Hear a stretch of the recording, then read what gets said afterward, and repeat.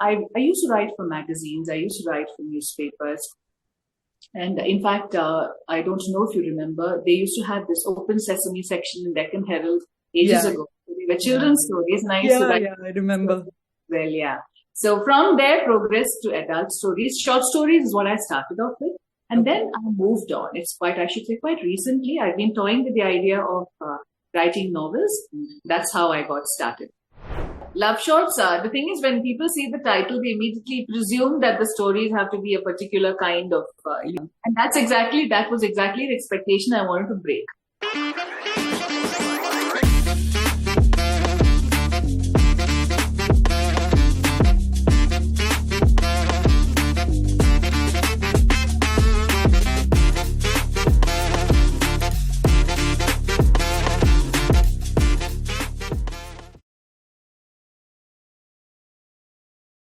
So, have you ever wondered what goes on in the mind of an author while weaving a fiction story? And how long does it take to craft a novel that resonates with readers? So, today on Beyond Her Story, we unravel these mysteries with Sreeja Mohandas. Now, she is a woman whose life is as multifaceted as her talents, from lecture halls to airwaves and now to the heart of storytelling. Join us as we get into the journey of a remarkable author, voiceover artist, and an empathetic soul. Welcome, Sreeja, to Beyond Her Story on Wonder Woman Wednesday. It's so good to have you again as a part of Wonder Woman Wednesday. Thank you so much, Sneha. I already feel being part of the Wonder Woman family. So it's really lovely being here with you today. Yeah, thank you. And actually, when we started in, on Wonder Woman Wednesday features and you had shared your story, I was like totally fascinated by the diversity of the talents that you have, So, I'd want to ask about it. Like, what is it that motivated you from transitioning from being a lecturer to voiceover artist, to, Doordarshan, being an RJ, and eventually to writing? So, I mean, it's just a small list. I think you have multi talents, I know, which maybe we'll talk about as we go along. You're right. I've done a lot of things, and maybe because, as a child, I've been quite creative, and I've grown up in a family where I've had a pretty, very, very creative dad. So my father was into everything possible. He was, of course, finally he was in the public relations and ISRO, but he was an artist, and he could sing and he could do so many things. So maybe I got a little bit of that. It started with an interest in storytelling, but then yes, of course, communication, I would say, is my forte. And maybe that's where everything starts. So when it comes to communicating, I've just chosen the different forms, different, medium of communication, if you can call it that, which is why I started out with teaching, which is still my passion, and moved on to using my voice in, All India Radio. And as you mentioned, all of them. So that's how I got started. And then, of course, I've always written, I've liked stories, and I enjoyed narrating them as a child and making up my own stories. So that has always been there, Sneha, making up stories. And it progressed. And that's when I thought I used to write for magazines. I used to write for newspapers. And in fact, I don't know if you remember, they used to have this open sesame section in Deccan Herald ages ago. They were children's stories. And I used to write. Yeah, I remember. Well, yeah. So from there, progressed to adult stories. Short stories is what I started off with. And then I moved on. It's quite, I should say, quite recently. I've been toying with the idea of writing novels. That's how I got started. When you read a novel, basically, the first thing that comes to your mind is, what is the author thinking when they come up with the story and the process of it? Like, writing a novel, it's not easy, to be very frank, because you need to get into the tiniest of details when you're actually narrating the story. Yes. So what is that process and how does it start for you?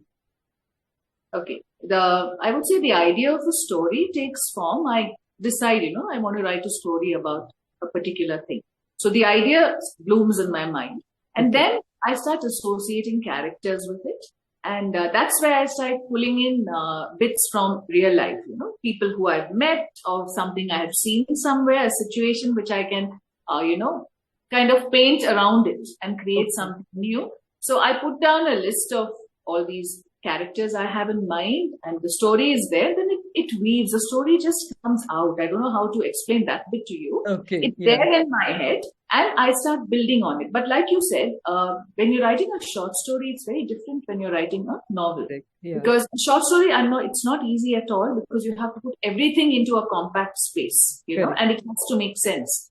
So in a novel, you have a larger canvas. So you have to make sure that all your facts fit, it should be a perfect pattern, whatever style you use. And that's how I build up a story, and it takes form. And I can tell you till I complete it, there's a lot of confusion in my head. It's like a battle. Is this right or should I change this?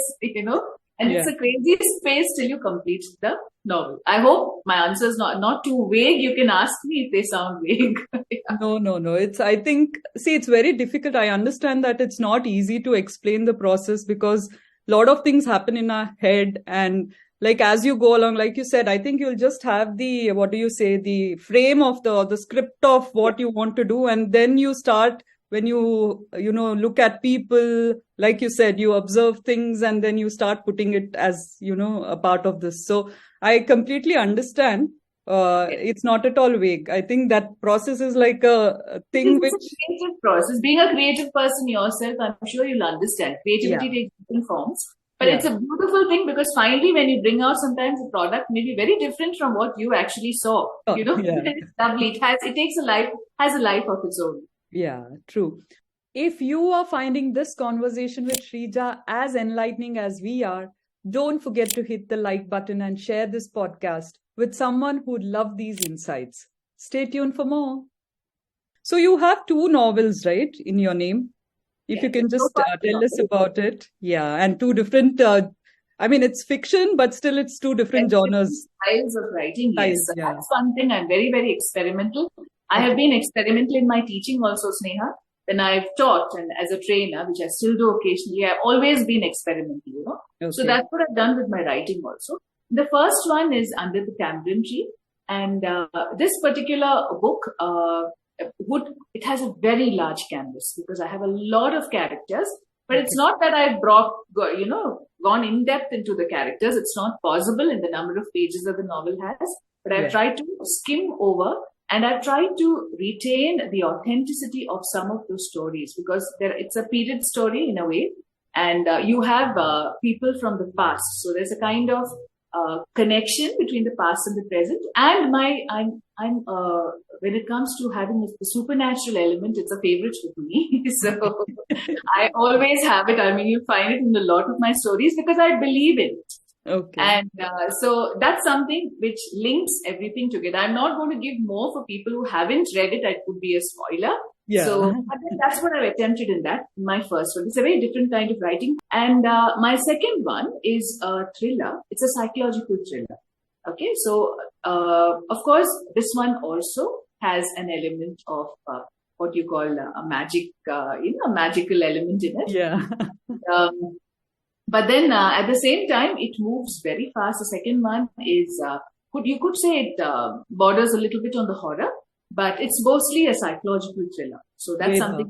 Yeah, Veda. That's Veda, the second one, which is also a novel. And which one was more difficult, the thriller one or because the first Under the Tree, Tamarind Tree was the first one. So which one did you? Yeah, I think the first one was a little more difficult because I was trying to retain the stories in their form. It's like a string of stories, story within story. And when you're trying to retain that, it becomes a little more difficult because I have limited. See, one thing I've done in all my works, I keep my language very, very simple. Because I believe that anyone should be able to read it, understand and relate to it. Of course, how you relate to a story is completely up to you. Perceptions are different. So I think the first one was a little more difficult for me when I wrote it out. Not the second one was easy, but the second one was like, I should say it was like, the feeling was like, a kind of a drug in my head. It wouldn't go till I finished the whole thing. You know what I mean? Okay. So that's one thing which happened. Veda, I thought, moved faster. Okay. But then again, it takes time. The first one took about 2 years to materialize in my head. But I took about 6 months to give it a form. Yeah. Finally, when I put it down in my form, it happened. Veda happened in something like 6 to 8 months. Oh, wow. Yeah. It's faster. And I'm working on my third novel, by the way. Ah, wow. We'll come to your latest one right after this other question that I have. Okay.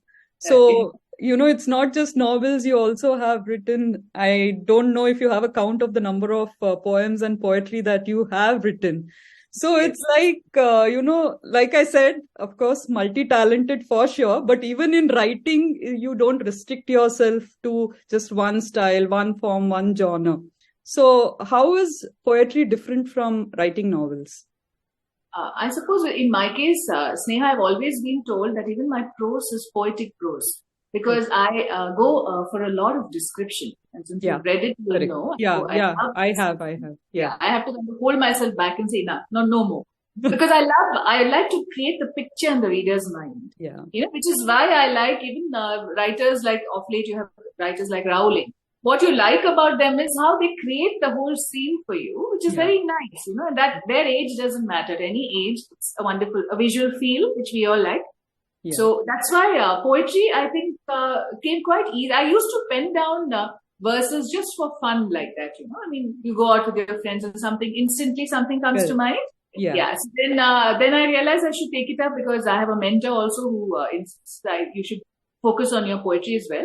So yeah, that's when I started penning it down, and I realized for me, it doesn't happen on an everyday basis. Something has to stimulate me or trigger me, and yeah. that's when I put it down. So different types. Mostly, as I said, a moment inspires me, and I write about it. Okay. So a lot about nature, a lot about yes, a certain. For instance, I've written a poem about the way a person laughs. Okay. No? Interesting. Yeah, I mean, I found that so beautiful. The sound of that, and not everyone has that kind of, very bubbling kind of laughter. Yeah, It yeah, touched me somewhere, so I wrote a poem about that. So it's yeah. as simple as that. Okay. Yeah, and I think you have your poems in lot of books, right? Published. Anthologies, yeah. Yeah, I'm yet to bring out my own collections, Neha. But yeah, yes, I've contributed to anthologies. In fact, I've received invitations to contribute to a couple of contemporary Indian women poets as well. I'm very proud of being part of that because we have some wonderful poets, in that. And to be a part of that panel is an honor as far as yeah. I'm concerned. Yeah, and I think you're amazing as well, Sreeja. I have read quite a lot of your poems, and it's truly, it's not just, it connects with you also, whatever you write. Like you said, it's based on some small things or small moments that you pick up. So people are able to connect when they read it also. That's the feeling I get. Yeah, and isn't that what I mean? You write poetry yourself, Sneha, so isn't that what we want when we write? Yeah, correct. But again, like I tell even my students who come to me, I tell them, when you write something, don't expect everybody to like what you write because you Correct. have to Yeah. connect to that piece. Yeah. And it Yeah. works on different levels. That's what's so beautiful about Yeah. work like this. Correct. Yeah. So now let us come to your latest book, Love Shots. So it's totally different from the first two ones. This is a collection of short stories. So, like, what is it that inspired you to write these stories? Because the topic that you've selected is also something which I call, love is something which is overrated and underrated sometimes. I, Like yeah. I think you have captured it very well in your book, the different aspects of love. So if you can tell us a bit about Love Shots, it will really be good. Yeah, love shots. The thing is, when people see the title, they immediately presume that the stories have to be a particular kind of, Yeah. and that was exactly the expectation I wanted to break. So Okay. this is a collection of stories which deals with, like you said very rightly, love is not something that you can. Is it overrated? Is it hyped? Or is it not spoken enough? It's something. It's a topic that is so huge and Yeah. so different to people. So Correct. my idea is capture love in different forms. It could be something as simple as giving a little toy to a child. Yeah. I mean, it doesn't have to be something very extremely huge to be able to figure out. Correct. Little things in human relationships. That's basically what I try to capture in Love Shots. Different relationships between people, and how even for a moment it can be so intense, it can be fleeting, it can be something that just goes by, but it's still there. It's like you have the gray areas in life. It's not just black and white. Yeah. So that's what I try to capture in Love Shots, and which is why you'll find a whole lot of different stories, In fact, people may wonder, now, what has this got to do with love, until they come to the end and they realize, okay, this is what it is. So, and as I told you, I started with short stories, so that's always been a very favorite genre of mine. So I thought I should put together one before I get lost, because it's a little difficult to write a novel and transition into the short story phase, and again transition back is not easy. It's a very different mindset. Correct. Yeah, I totally agree.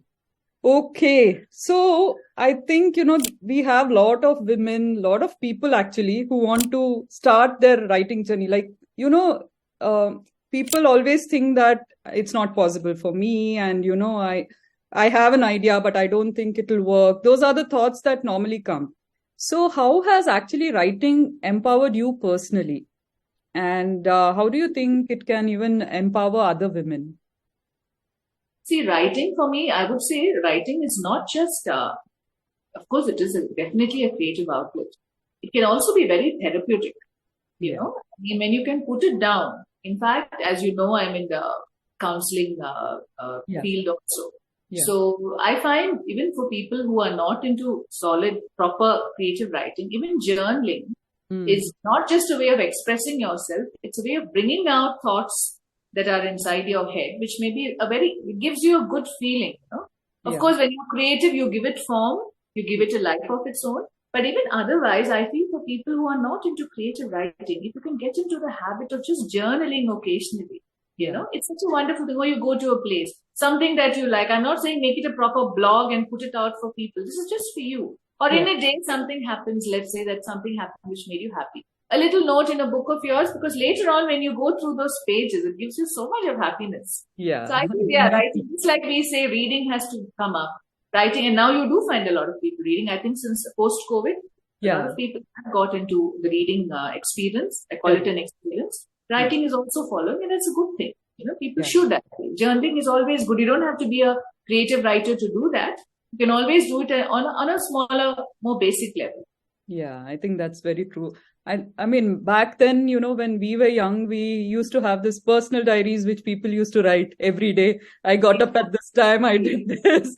But when you think about it, Sneha, it's such a lovely thing. My father, he maintained diaries and he would tell me to write. And now I feel at that point in time, it really helped me. Especially when you're an adolescent and you're growing up and you have all kinds of things, going on in your head. You can just put it out in the book. Put it down, So I certainly like music. They say music is therapeutic. So is writing. Something I believe in. Yeah. So, I mean, one of the things that you do is you manage so many things. Even now, I think apart from writing, you still do counseling. You still take over voiceover projects, and you've also done a part in, was it a movie or a series? It was a series. It was on Amazon Prime. Amazon Prime, Half Pants with Pants. Correct. So, if normally what is the thing that comes to people is, how can I manage so many things, and is it really too much? You feel that, okay, I don't want to go all over the place and maybe I want to focus on something. But I have found many women who are able to take up the multiple talents that they have and also, do it successfully. So even you have done it, you are still doing it. So what advice would you give to women who are juggling multiple roles and passions just like you? Okay. I think for people who are juggling roles and passions, they have an idea of how to do it. The thing is, you don't do it because you're trying to show to somebody else that I can do it. Sneha, it has to come from within. Because when that happens, it's going to fall flat. So if there are certain people who believe in being focused on one thing, I don't like doing too many things. And they do very well in that. So that is their strength, Similarly, when you have a lot of talents, again, you may not be able to express yourself in the different talents, but if you get opportunities, and today the opportunities are so many, so much more easier than it was way before. Correct. As women, I think, especially as women, I'm not saying men don't fit into that, but a lot of women you find are discovering themselves, empowering themselves in different ways. It's such a beautiful thing. You've conducted so many interviews, Sneha, so far, and we come across versatile people, who do so many things. Correct. Okay, I think this conversation was really empowering because, you know a lot of things, but when you hear somebody talk about it, right, you feel Always even need to more. be better. Yeah, Yeah, I tell my counselors this always, things yeah, we always, sometimes it's nice to have somebody to let you, kind of listen to what you're saying or tell you certain things. It's always yeah. the same. So we'll just have one quick round of rapid fire questions. Yeah. Okay. I mean, just about what you have done so far and about Okay. those things. Yeah. Okay. All right. Shall we start? Yeah, it may not be very rapid from my side, but I'll try. I think I should start a timer. Don't you dare. Yeah, go on. Yeah. So top three books that are your favorite, and or any favorite author that you like. Favorite author, I would say, maybe I can give you author P.G. Wodas, because I've read almost everything that has been written. I like Roald Dahl. I like his short stories. I like his books. Classics, I would say, I like Thomas Hardy. Then one of my favorites, I would say, is Nabokov, Vladimir Nabokov's Lolita, which is a very, very famous book. Yeah. Correct. And that's one thing which I found, if I can just tell you that at different ages, you can read it differently, which is fascinating. So, out of all the talents that you have, which is the one which you feel most connected with? Because I know, you like, I'm sure you'll say everything, but there'll be something which you feel, where you feel more connected. So which of those which is that talent? Fine. Maybe when I speak about being connected, our skills, I would say that my ability to communicate is something which I find is very, very strong. I'm able to relate very easily to people. Yeah. So spoken skills, which is what I, in all my voiceovers and all the programs that I've given my voice to, that's one. Then writing, definitely, because writing is what, I know I can create a world which people would like to be part of, at least for a little while. Yeah, true. That's one thing. And skills, a skill which I would say I'm not trained in, but I still love is I like music, I sing. So behind the scenes as voiceover and RJ, or forefront as a speaker? Okay. One of the two, is it? Yeah. Forefront as a speaker. Okay. So what are the 3 tips that people can use for public speaking? Because I know you also take sessions and help people, for public speaking, confidence building, and those kind of things. So yes. Do you have any tips for public speaking? Yeah, public speaking, maybe I would say, first of all, be prepared. If you're coming up to speak for something, don't come without preparing for it. You know what you're talking about, because when you talk, whatever you talk, you should make sense. You know, content is important. So be prepared to start off with. And when you come, see, a little bit of nervousness is good, because a little bit of nervousness is what is going to make you perform well. Overconfidence is bad. At the same time, too much of panic is going to make you black out, So when you come on the stage, if you're prepared, that's going to be partly a bit of your confidence. So you're going to make sure you're comfortably dressed. That's something which I always say, wear clothes, even if it is a show which requires certain type of clothes, make sure that you are comfortable. Because if you're uncomfortable, that body, that is going to translate into body language, whether you like it or not. And there's a small tip that I always tell people before speaking. Make sure you carry lip balm with you. Okay. And because your lips tend to get dry if you're a little nervous. So always make sure, maybe a little bit of warm water if you like for your throat, and a little bit of lip balm to keep your lips moist when you talk. There are lots of other tips, but these are certain basic things that you can start off when you want to come and speak on the stage. I thought when we started this interview, I knew you very well. So, I'm going to hear what I know. But you surprised me yet again with a lot of things which was surprising and very nice to know. And I think the talents that you have, and what I don't think I've mentioned everything that you've done, because of, we have this time limit a bit.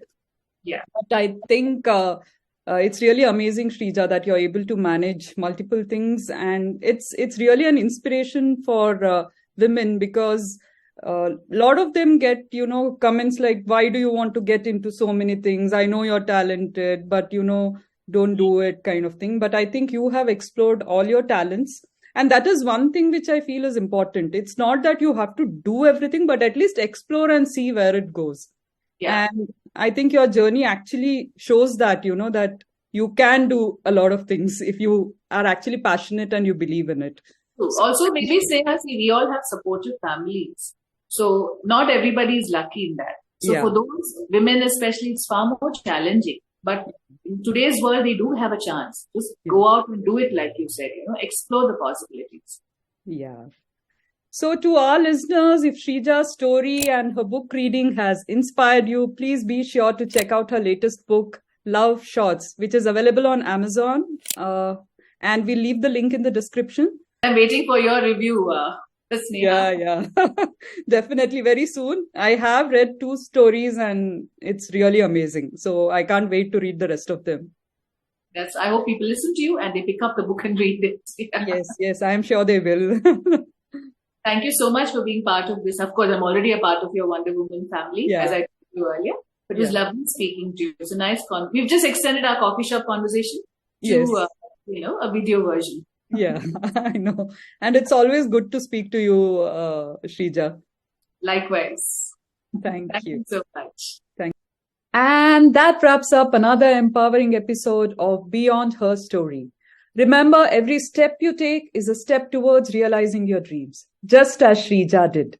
So keep striving, keep shining, and join us next time on Beyond Her Story, only on Wonder Woman Wednesday. Until then, stay wonderful.